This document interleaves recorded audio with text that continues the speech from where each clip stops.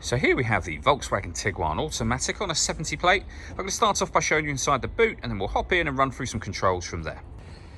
As we approach the back of the car, you'll see we have reversing sensors, plenty of boot space as well, along with the 3 individually folding rear seats to increase this space even further. Okay, now that we're inside the car, we're going to start with the dials. On the left-hand side, we have the rev counter. It'll also show you in there what gear we're currently in. And on the right-hand side, the speedometer, as well as a digital readout for the speedometer. In the center, you can see the total miles of this car, which are 1,671. You can change the information displayed in that central section to various different types of menus, from your telephone, satellite navigation, audio, and eventually back round to the beginning again. And the buttons to change it are just here. We then have stereo controls over here, which are continued on the left-hand side, along with cruise control. Once you set cruise control, you can hit this button here. This car is able to maintain its own distance between itself and the car in front, both speeding up and slowing down automatically, depending on the car in front's speed. Really great system. There's a couple of videos showing how that works on both our website and on our YouTube channel as well. Over in the center, we have the touchscreen for the cars. This is where you can pair your phone. It's also where you'll access your music. So you can see there, with regards to the radio, we have DAB, FM and AM radio. If you want to listen to your own music, you can do.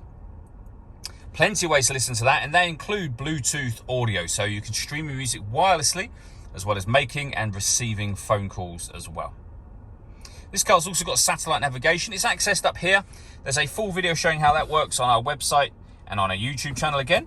And if we pop the car into reverse, you'll see we have a full color reversing camera and a bird's eye view image of the car exactly where it's parked right now. So with those cameras, it does make it very easy to park this car.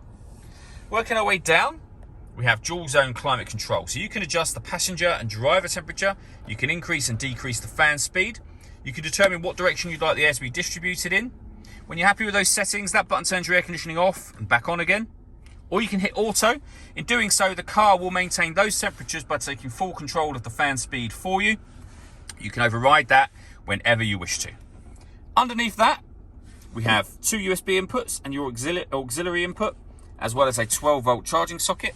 We then have the gear lever for the fully automatic gearbox, start and stop button, electronic handbrake with auto hold function, and then these buttons just here.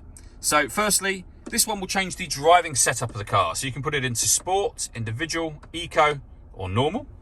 The next button will turn off the stop and start. This car's designed to cut out when it's stationary in traffic to save you fuel. That's now off. You can make adjustments to the parking camera. And the button above that will turn the autonomous parking on. So this car is able to park itself.